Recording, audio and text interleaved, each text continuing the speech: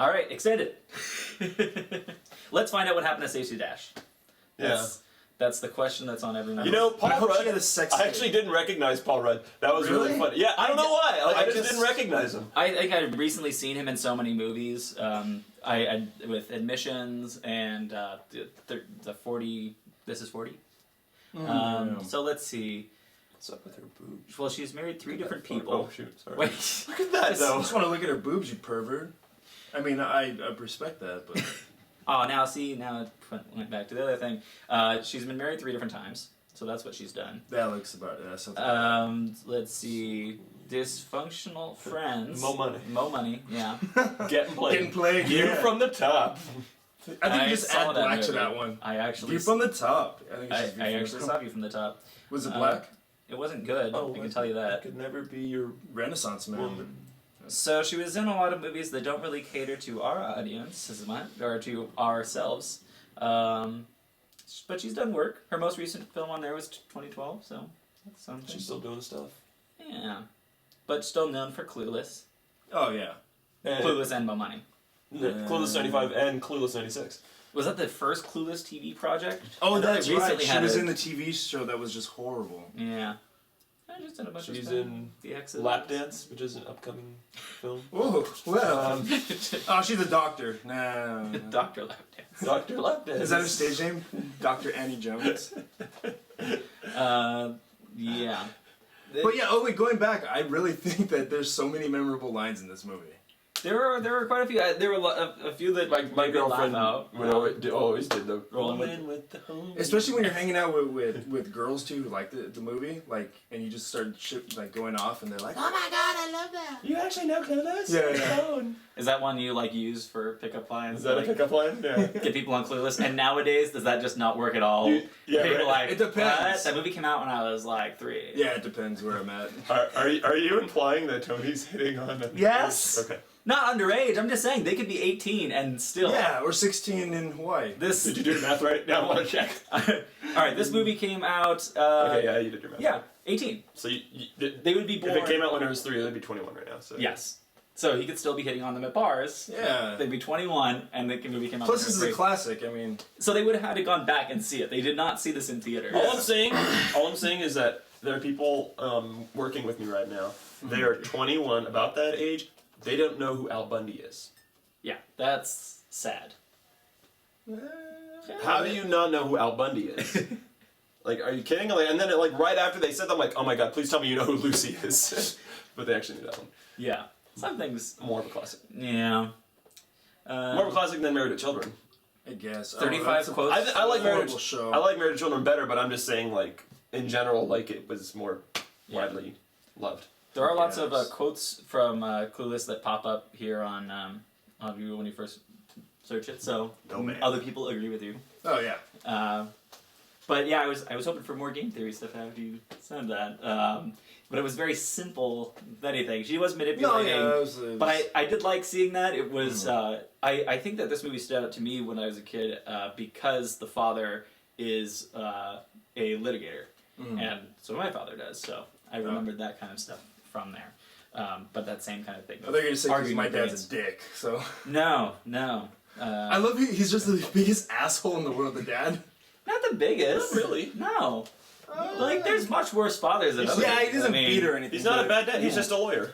Yeah, I guess. He's just really harsh. He's busy with work. He's like, you don't answer your phones. And then he answers his phone. What do you need? Yeah, but he's a concerned father, even when she doesn't come home and he's wants to get her home. But everywhere in LA takes 20 minutes. In the city of Los Angeles, I guess that works. Yeah. Kind of. He knows his daughter's hot. Yeah, once you're outside. And I like how she acts like she just kind of dismisses everything, when he's asking her if is that all you're going to wear? Well, she puts on this little tiny... I love that. That part was funny. That was Daddy, you're so silly. Now, the title of it is Clueless. Uh-huh. Everyone's clueless in this movie to something. They always... There's something that they're clueless to. And in the end, they were clueless to their love for each other. In their incestual love. All of it. Except for Alicia Silverstone. That was the one thing she got. Yes, but she was clueless to quite a few things. Right. And when she's saying that, Ty is clueless, and when she's so to fashion clueless to all of that. Yeah. Yeah. Just a note, that Marvin the Martian looked like shit. He's like, that's terrible. really good. Did you do that? Did you trace it? I'm like, that looks like horseshit. It wasn't terrible. That was a bad all right, Marvin Marvin the the Martian.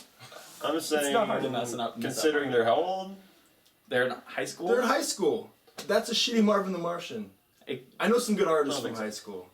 Yeah, no, Really legit. I didn't think it was that bad.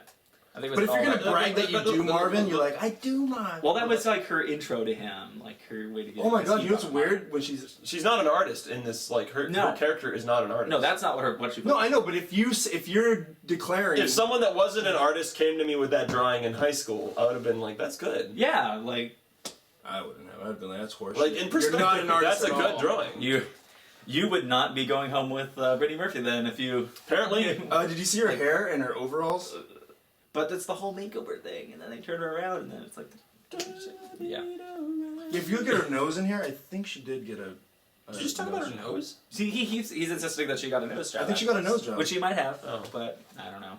When you compare Sin City Brittany Murphy, which is she's Oh, yeah. gorgeous, oh my lord, and then to this Brittany Murphy, Yeah, she's look really at the- photoshopped. Yeah. How dare you? How dare you? That whole movie was photoshopped. Well, that's kind of off topic. I was gonna say they came up with a magazine that they don't do any photoshopping in. Ah. Anyway, Mad? I forget what it's called. You can Google say magazine without Photoshop and you'll find it. Yeah. Yes. Yes. Oh my god, Huh? Jeremy Sisto? that was him. What? What's he from? Because I've been watching Suburgatory. Oh, I was like, what the almost hell? That's him. like half the cast is from Suburgatory. Apparently, the director of this movie, the writer and director, went on to create Suburgatory. Oh, that's so weird. Oh, Yeah. 6 Feet Under. There's a bunch of people in there. Yeah, I saw he was on that too. But when you see him without, just like a baby's butt on his face. Without a baby butt on his face. No, with his baby butt, non-facial hair on his face. He looks totally different.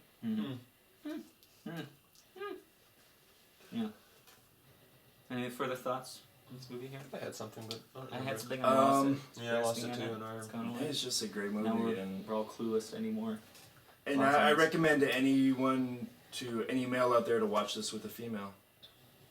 Do you want to watch it the first time with a female, or do you want to watch it without them so then you know the line or something? Maybe you should watch it by yourself. And If you have a female use the to watch- line to pick up women. Yeah, I say if you have a female to watch it with, you can watch it with them. If you don't, you should watch it and then use it to kind of get it. And then you can be like, oh, Jane Austen's novel, Game Theory. They'd be like, oh, he's so smart. That was what I was thinking. Did this ever make you want to read that novel?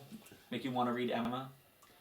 Well, the reason I found out about this because I was listening to some, I don't know, some NPR podcast, and they were talking about what Emma is, like the story, and it just sounds so horrible.